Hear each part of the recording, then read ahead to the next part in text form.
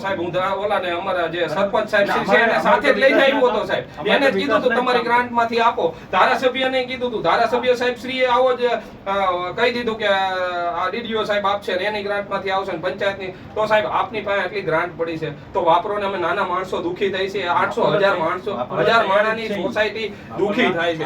1000 તો ખાલી મકાન છે સાહેબ. ના ના, હું મેં પહેલા જ કીધું ને કે રામકો વિલેજમાં માણસો રહે છે. હા અને રોડ રસ્તાના રાજીનામાના તમારી અંદરનો ક્યાંક જો મારી વાત સાંભળો. રોડ રસ્તાના રાજીનામાના પ્રશ્ન જે કંઈ પ્રશ્ન ઉઠ્યો છે એ હું જિલ્લા વિકાસ અધિકારી સાહેબને પણ ધ્યાને મૂકું છું અને ગ્રામ પંચાયતના તલાટીને પણ કહું છું કે આ બાબતે આગળની કાર્યવાહી. કેટલા ટાઈમમાં આપનાથી આ કામ થઈ જશે સાહેબ? હું તમને આનો હે ને 4 દિવસમાં આનો જવાબ આપું. 4 દિવસ રિસીવ કોપી લઈ લો સાહેબ. હા સાહેબ રિસીવિંગ કોપી લઈ લો. અને સાહેબ આપ જે ખુરશી ઉપર બેઠા છો ને આપ સારોય કરી શકો એમ છો. જો અમારી અમે અહીંયા હોદ્દા તરીકે બેઠા છે, વ્યક્તિ તરીકે નથી બેઠા. હોદ્દા તરીકે સાહેબ કામ થાય. જો તમારી ગ્રાન્ટમાંથી અમારું સારું કરવું હોય ને સાહેબ તો તમે કરી શકો એમ છો. પણ જો તમારો આત્મા ક્યાંક જો એમ જાગી ગયો હોય કે એવું હોય તો તમે કરી શકશો. નકર અમારો તો હવે જાગી ગયો. અને જો સાહેબ તમે આ નહીં કરો ને તો અમે આંદોલન કરશું અને ગાંધી ચીલિયા માર્ગે હાલશું અને ઈ પછીનો અમે તમારી ઓફિસનો ઘેરાવ કરશું અને બધું કરશું સાહેબ. હું તમને આ બાબતે હું તમને લેખિતમાં જવાબ દઈશ અને ગ્રામ પંચાયતના તલાટીને લખું છું ને જિલ્લા વિકાસ અધિકારી સાહેબને ધ્યાને પણ મૂકું છું. બરાબર?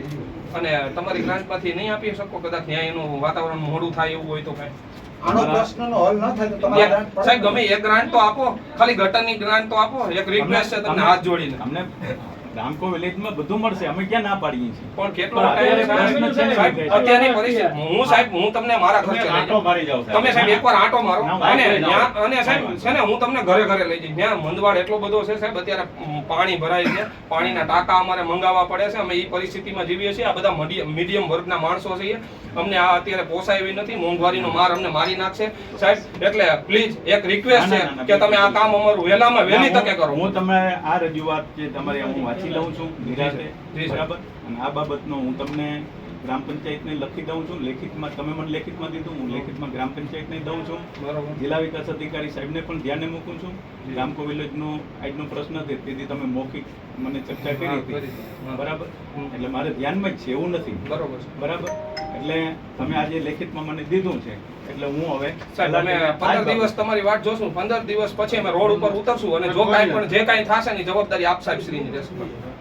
આપણે હા હલાવી, હું ના નથી પાડતો. હલાવી એમ નહીં સાહેબ. હલાવી નહીં કામ કરવાની પદ્ધતિ તમારી છે. હા પણ કામ કરશું આપણે. જો સાહેબ કામ કરવું હશે 15 દિન તમે ચાલુ કરાવી દેશો. તમારી પાસે તો સત્તા છે સાહેબ. એવું ના કરવું હોય સત્તા ના હોય. સત્તા તમારી પાસે છે. જો ગ્રાન્ટ માંથી બહાર જો સાહેબ તમે ગ્રાન્ટ માંથી તમે અમને બે ગ્રાન્ટ માંથી તમે એક ખોબો ભરીને નાખી શકો એમ છો સાહેબ. કરવું જોઈએ તો સત્તા નિયમોનું કુટુંબ પંચાયત કે દેણામાં તો છે નહીં સાહેબ. કુટુંબ પંચાયત દેણામાં નથી. કુટુંબ પંચાયત માં ઘણો રૂપિયો હોય સાહેબ. નિયમ મુજબ જ કહે છે. બધા કારખાના નિયમ મુજબ જ કરો એમ જ કહી છે. એ નિયમ મુજબ જ કુટુંબ ગામમાં બ્લોક થાય છે. ઘર ઉડી અડી જાય. નિયમ મુજબ જ થાય એમ કે નિયમ અનુસાર કાઈ વાંધો નહીં. પણ નિયમે કે નિયમ મુજબ જ ગ્રાન્ટ ફાળવો એમ કે. અરે કુટુંબ ગ્રામ પંચાયત સદર છે એની પાસે નથી એવું નથી. ગ્રામ પંચાયત ડૂબમાં નથી. કુટુંબમાં રોડ રસ્તા બ્લોક પાણી લાઈટ સુવિધા બધું થતું હોય તો રામકોમાં કા નો થાય? શ્યોર હે ને થવું જ જોઈએ ને. અને ભાઈ આપણે એમાં બધા હાથ અડાડો અને આમાં છે ને અહીંયા તમે જો અહીંયા વિડિયો સાહેબ શ્રી વિડિયો લખો ને એ હું કરી નાખીશ. આમાં કરી નાખો. ગાવ નહીં ચેક બરાબર. ખાલી તમે રિસીવ કરી દો.